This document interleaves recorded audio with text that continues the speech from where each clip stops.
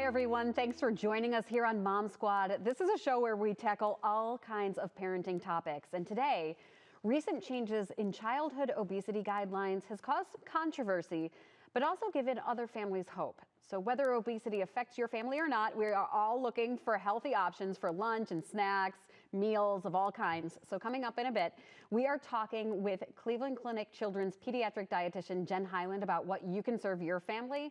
But first, we talk with pediatric endocrinologist Dr. Roy Kim about the new guidelines, and he also clears up some of the research behind the decision making.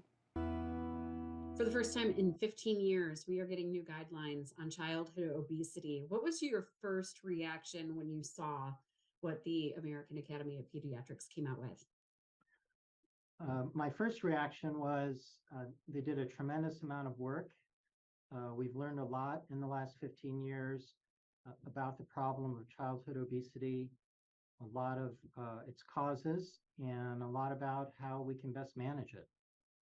What are some of the major changes that you see in these guidelines that maybe weren't in place before?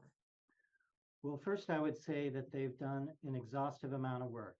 And what they've really put together is a document that really addresses the complexity of the issue of childhood obesity, ranging from individual and genetic factors, nutritional and activity, but also, and this is a new dimension of exploration for the committee, they really take a close look at the social determinants of well-being and health, because pediatric obesity, like other conditions, is really wrapped up in our social environment, in our neighborhoods, in the structure of our homes, in our access to healthy food and opportunities for activity. So they, more than previous guidelines, are really pulling this new dimension of understanding into the guidelines.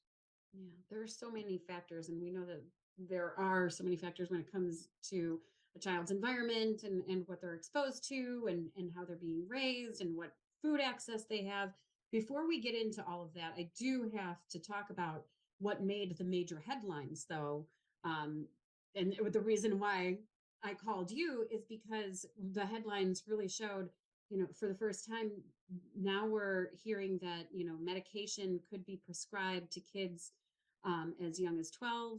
And then at age, was it 13, that bariatric surgery could be an option? What do you think of those as options? Well, I think that, in the intervening 15 years since the last set of guidelines, we've had more and more research being published and completed on just these areas. And we know how difficult a problem childhood obesity is. We know that it's not just a problem of willpower, but individuals are hardwired for this condition due to a combination of genetics and just how their hunger and feeding behaviors are wired. We know that for a lot of people, even most people, that simply telling them to eat less and move more is not going to be very successful. And one only has to turn on the TV or go on social media or the internet to hear about new breakthroughs in medications to treat obesity. And for the first time, these medications are starting to approach the level of effectiveness of weight loss surgery. Now, in the last 10 years, as these medicines have become available for adults, we've had nothing to offer children between healthy lifestyle and then surgery. And now, with new discoveries and research focused on the pediatric and adolescent population, more of these agents are being found to be safe and effective. So it's a great step forward to be able to offer them to the right adolescent patient. In terms of surgery, weight loss surgery has been done for some time in adolescence.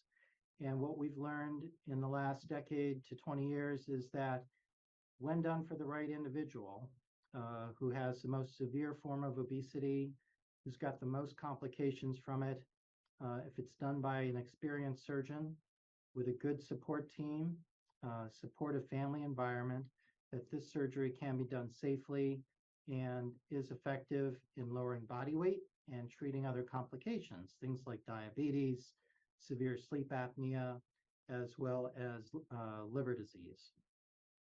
So surgery would be in only a small percentage of cases. It wouldn't be for every child who walks through the door and has issues and is not seeing weight loss. That's correct. Our field has pretty clear criteria as far as um, the severity of obesity in terms of what the body mass index is, and also a requirement that a child not only have a high body weight, but also be suffering from complications of obesity.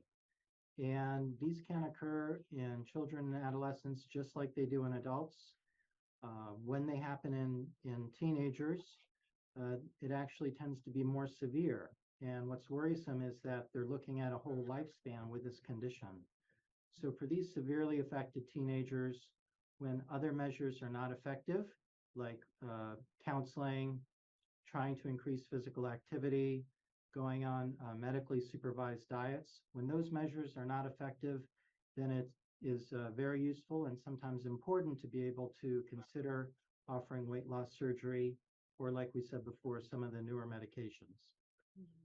As a parent, and what I was reading was, it used to be a wait and see approach. Let's wait to see if they grow out of this. And from everything I read, it was that by age 6, you start to know if this is going to be a continuing problem over the next several years into lifetime span. When do I know as a parent whether my kid is just going through a phase where they will grow out of it, and when it is childhood obesity that needs more serious attention? That's a good question. We know that the older the child gets, as they get into adolescence, if they have this problem with high body weight or obesity, that they're very likely to have this problem into young adulthood and beyond. If it's very severe, the percentage might reach 80%. Now, for younger children, preschool age and early primary school age, that number might be 40 or 50%. Predictors of it persisting include things like the family history. If it's a problem that's pervasive in other family members, then the child might be more likely to also suffer from the condition at an older age. Also, when it's very early onset, before the age of 3 to 5 and very severe by then it's also likely to be persistent into adulthood. So there are things we can look at that can help predict that risk. But our attitude is, if it's present in a child, we should never ignore it, but at least take some safe measures to start to address the issue so it doesn't get out of control and become that much harder to correct later on in life. It's funny. I think back to when I was in school and even in high school, and then later, we always joke around, well, I can't eat what I want anymore like I did when my metabolism was high. And it seems like, kids more than adults are able to eat a not so strict diet, and it usually doesn't affect them. Have things changed? Are we getting more processed foods in the diet? Why is it that, are certain kids just predisposed that, some kids can eat, not strictly healthy and not gain weight, and other kids it's a problem? I think that's one of the $1,000,000 questions is why, some kids are so severely affected and others can eat the same things and have the same levels of activity and never have a problem. But what we know about it is that there is some component of genetic predisposition. We inherit a lot of genes from our parents, and we think some of those genes just predispose us to hold on to calories a little bit more efficiently. And then you add on to that changes in our levels of activity. I think the COVID pandemic really starkly illustrated the importance of routine physical activity, things like walking to school, walking from class to class. Those aren't really exercise in the strict sense of the word, but all those little activities that we do burn calories, tone our muscles to some extent, and keep us more in balance in terms of energy in and energy used for growth And you also mentioned another important factor, things like processed foods. We know that so many components in our diet, especially ones that are prepackaged and ready to eat, have things like added fat and added sugar. People are busier these days. We partake in fast food and restaurant food to a greater extent. Those are also packed with calories and sugar frequently. The consumption of sugar-sweetened beverages continues to be a major problem. We might be turning the corner a little bit on those drinks because I think a lot of people have gotten the message about how detrimental those can be, but a lot of people haven't heard that message too. And, I think a combination of these factors has really led us to the point where we're at. And the child who previously might not have had a weight issue with a certain level of activity and diet, now they're finding, due to things like remote learning and more screen time, that they're having a weight issue that really needs attention. So as Dr. Kim mentioned, nutrition is one of the most difficult parts of getting weight under control for people who are more prone to weight gain. But making smart food decisions will lead to a healthier family. So pediatric dietitian Jen Hyland joins me now. Jen, thanks so much for doing this. Thanks for having me. I don't know about you, but I know you have an 18-month-old. Yes. So you're starting to get into the meals. Picky eating and meals and all that good stuff. Yes. And it's hard to get out of ruts sometimes. I feel like, I get in a rut, especially when it comes to snacks. It's so easy to grab those prepackaged foods, especially when you're working or you're busy running around all day. Absolutely. So you're here to show us some of these meals. I'm gonna try. Okay. Yes. Yes. Let's start with dinner because that one is dinner or lunch. Yeah. Those are huge mountains to climb sometimes for people. And so that's where I know for me and a lot of my friends, that's where we're grabbing and sometimes fast food comes into the picture and then you're not making the best decisions. Same, like how do you build a meal where it's like balanced, but you're not just grabbing quick things, which is also fine. But we want to make it easy. Right. So and I would say the goal is like from the start, like we want to do balanced meals for the whole family. So like we're focused on like not even just weight with one particular child, like the whole family, everyone's plate can kind of look the same. So we're gonna dive into that. I know, and you brought some great examples here, and I want to start with this one. Yes. We'll start with the first one. Yep. You have your little crock pot. Our little baby crock pot here, yes, which we don't cook in. It's a little small, but so crock pot meals are going to be great. I love just throwing everything together. You can get all of your food groups. You can get your grains, you can get your veggies, you can get your protein. It's a one-stop shop. So here I did like a tofu tiki masala, which is a little different, but we try to branch out every now and then, but it's really easy. It's sweet potato, carrot, any vegetable you want to put in there, coconut milk, tomato sauce. It's really simple. You can use chicken, you can use beef, you can do whatever protein you want. If you're vegetarian, you can do quinoa, you can do lentils, but I'm a big fan of just throwing everything together and letting it go. I have seen jarred tiki masala sauce. Yes. Do you think that that's healthy, or is there anything we should be looking on No, the I label honestly for? think it's okay, but it's so easy also to make it yourself, and especially with grocery prices right now, financially, I find sometimes it's cheaper and it's easier at home. Yeah, and then have you tried this with your 18-month-old? I did. So and he liked it? He did. The first few times he didn't, but last night he like gobbled it up. So another thing, you got to keep trying the foods with the kids. Exactly. I'm learning that myself. I feel like I would try it about 3 times and my girls would say no, no, no, and then they'd like it after about the 4th try. Exactly. He did not, I will say he did not eat this like the first time I made it, but last night he did, and I was super excited. Yes. And then I want to tackle this next one because there's a couple things going on here, but one is the big thing. Sometimes I feel like you need to make one meal for parents and then one meal for kids, but you don't have to. No. You don't. You can, but you don't. So I mean, I like to try to like get the whole family at least eating similar food items, offering the same foods, especially if you have a picky eater. If you just give them their go-tos all the time, like branch out, put at least one new food on that plate so they start to get into family meals, and it's way easier. Who wants to make multiple meals? Like the short order cooking with multiple kids is not what I'm going for if at all humanly possible. So the important thing when we're building a meal for anybody, and I say kids or adults, like this is not just kids specific, but we want to have multiple food groups on the plate.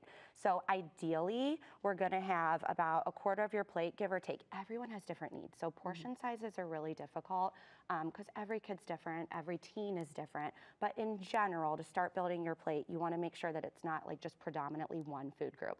I like to tell people, like, I don't want you eating a whole plate of just spaghetti, but I also don't want you eating just a salad for your meal. Like you have to have multiple food groups in there. You have to get that nutrient balance. So yeah. So the idea is we want to have a protein, we want to have a carbohydrate, and we want to have a vegetable. Okay. Yeah. And then you have like a toddler plate here. Mostly for like foods not touching, but then does this also help with portion size? Should we be thinking the bigger portion is vegetables? Ideally, yeah. So we want to do half your plate fruits and veggies. Now again, there are kids who don't need that, but for the general population, half your plate fruits and veggies, quarter of your plate the protein, and a quarter of your plate grains, preferably the whole grains, because the fiber is going to keep the kids a little more full. And this is good for kids who maybe need portion help or don't want their foods to touch, but I also like challenging them on their foods touching too. So you could also offer it in bowl form like this, or the parent could eat it in bowl form. I'm a big fan of bowls, just kind of, you throw it all together, kind of have everything, I don't know, burrito bowls, everyone loves that. So in one place, but you can do it and serve it in either way. And talk to me specifically about what you combined here. Yep, so what we have here, I love like a microwavable rice quinoa packet, just a rice packet, any of that, it's my favorite thing. You brought this in and I was like, what is this? Yeah. Because I always have the dried rice or the dried quinoa that I'm like, gosh, that's, you know, now we've already hit that I need to have dinner in a half an hour mark and I didn't do this. So yeah, this is great. And you think this is, because we just said prepackaged food, but something like this prepackaged I'm a big fan is of okay? That prepackaged, absolutely. So whether it's rice, quinoa, any grain from that standpoint, it's 60 seconds in the microwave, it's perfect. And like this, I would say, I mean, 2 or 3 people, depending on the age and the child, but it's easy. So we have that, and then these are frozen meatballs. So super simple. You can do beef, turkey, vegetarian meatballs, whatever you want, but these are just frozen meatballs with like a stir fry sauce. You can make your own if you want to, or you can just do a store-bought of some sort, and then just frozen vegetables. Yeah. So it's literally pantry and freezer. Yeah. Like, I saw you break out the bag of the frozen vegetables, and I always forget to buy that. You know what, like and in my mind I'm thinking, oh, it has to be fresh. No, frozen is just as healthy as fresh, nutrition-wise. Canned, I'm also fine with just rinse it off so you lose some of the sodium, but outside of that, any veggie, green light, go for it. Fast. Yes. Now, the next plate is a fan favorite, right? I mean, who hasn't done bagel pizzas, but that's another one that you've made this a little healthier. Yes, and it's okay, and that's why I wanted to show here, because like simple, easy English muffin pizza, bagel pizza, like something like that, like no problem with that. You have your carbohydrate, you have your protein from your cheese, maybe you do turkey, pepperoni, sausage, or just veggie if you want. Throw the sauce on there, of course, and the kids can do it themselves too, which especially if you have younger children, you're trying to get them to eat foods, having them pick and choose, and you could have a little station of what they want to put on it. But we still get all the nutrients here. We have some healthy fats. I would throw fruit and veggie on the side if you're going to make it a full meal. If you're going to make it a snack, I would maybe just do half the bagel, smaller portion, just because we don't want them to fully fill up on the snack and then not eat dinner. Right. And if I have a child who you know, is struggling with a weight problem, I think gut instinct is always, oh, not too much bread. Yes. But like a whole wheat bagel, you think is fine? It is fine, yeah. It comes down to, again, like the frequency and the quantity of things. Even kids struggling with weight, I do still want them to have carbohydrates at every meal. You know, I run into issues where parents actually take carbs out. Kids feel restricted. It can lead to then overconsumption, binge eating, challenges later in life. So we don't want to completely cut out these things. We just want to maybe modify the types and the quantity of them. So what would be, just to give us a couple examples, bad carb versus good carb? Yeah, so call it good carb is going to be your carbs that have more fiber in them. So your whole grain bread, whole wheat pasta if we can. They do have some nice even like bean-based pastas that give it a try. They actually taste pretty good now. Oatmeal, quinoa, even crackers, like doing whole grain crackers, corn tortilla chips. Anything that has more fiber in it is going to help keep the kids full, help with digestion, help with good gut bacteria, help balance out their insulin levels, which also plays into risk for obesity. So that's what we want to look for, as opposed to to just kind of like your white starchy foods. Yeah. So your white bread, obviously your cakes, cookies, that sort of thing. We can have them in moderation, but when we're talking like building a meal, that whole grain is going to be preferable. Yeah. Asking for a friend here. Yes. Like same rules apply to an adult maybe who's trying to lose weight. 100%, absolutely, yes. Okay. Then staple in my household, the next one, peanut butter, which goes on everything in my house. Yes, love peanut butter. Yeah. Yes. So snacks. So I want to make sure we talk about snacks because snacks are important. Again, like if you have a child dealing with obesity, it's not that we're just like cutting their food out. We have to just be strategic about it and optimize things. So they come home from school, if they don't have a snack, like they're gonna overconsume at dinner because they're gonna be starving. So I'm a big proponent of snacks, but we have to be smart about our snacks. So again, if we're just snacking on kind of like the crunchy, processed, sweet foods, it turns to sugar really quickly in your body, spikes your insulin level, drops, and then they're hungry again. So, you know, I say like those little kind of dinky granola bars that have nothing in them, like they eat 3 and they're still hungry, versus we could get potentially a granola bar that has more fiber, more whole grains in it, some protein in it. It's still a granola bar, but it's processed different in the body and it's helped keep them full a little bit more. Yeah, and it looks like you have, is that a So this is a muffin. Yeah, Okay. so this is a muffin. You can do banana muffins, you can do sweet potato muffins, you could do zucchini. I like to switch it up, get the kids excited about it then, especially if they don't eat vegetables. Like we could put them in muffin form and they can see it and then they can try it that way. Yeah. But even if we have a muffin, like I personally like to put some peanut butter with the muffin because the muffin itself is just gonna be, even if it's whole grain, it's still a carbohydrate. We wanna pair some protein and some healthy fats with it to help keep you full. So peanut butter hits the mark on the protein and the healthy fat.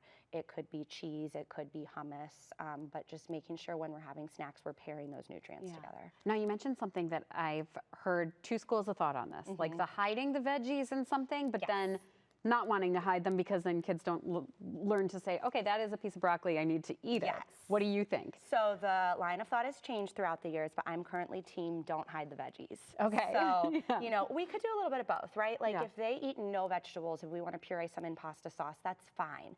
But we don't want the kids to lose trust and think that we're tricking them. Yeah. Because that actually affects them later in life too, from a food perspective. Okay. So I say even if you're hiding a little bit, 1 piece of vegetable on the plate. If your kids eat nothing, 1 piece of broccoli on the plate. So they see it, they learn it, you're modeling it, you're eating it yourself, and they don't feel like it's like this hidden, scary thing. Right. Right. Okay. Perfect. And then we are just full on showing off all the veggies here. This is like, they cannot hide from those veggies at all. No, they cannot. I can't talk about snacks though without mentioning veggies at all. So you don't have to give them just this veggie plate, but you know, maybe we do like a big kid Lunchable or like a charcuterie board or something like that. And there's cheese and there's meat and there's some vegetables in there, a fun dip, even in like a container that looks a little bit different than just their normal container. Like little things like that can help.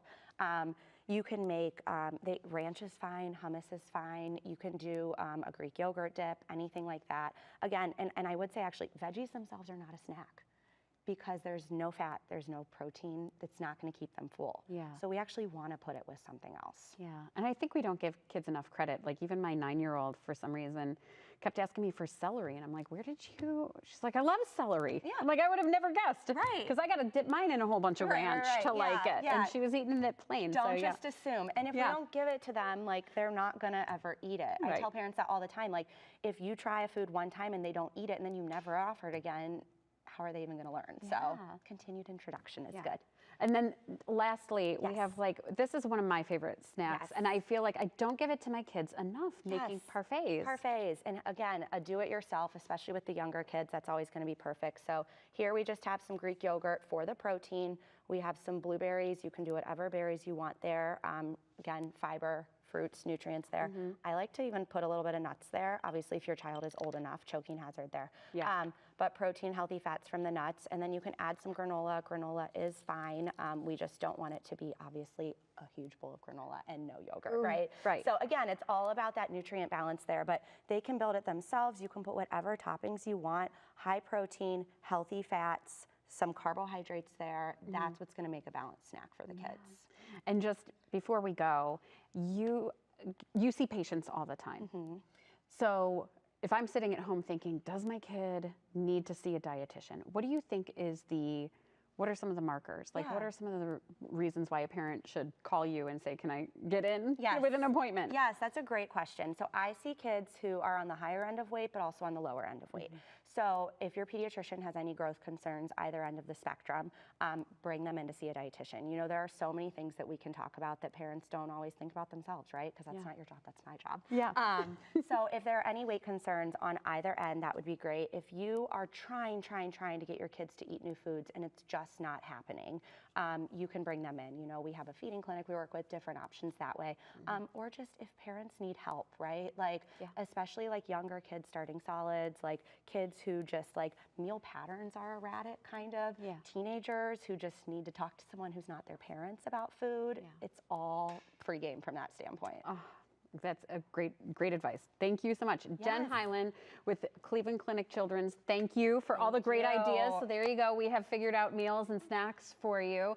And thank you so much for joining us here on Mom Squad. We have a lot of great topics coming up in the next few weeks. So we'll see you right back here next time.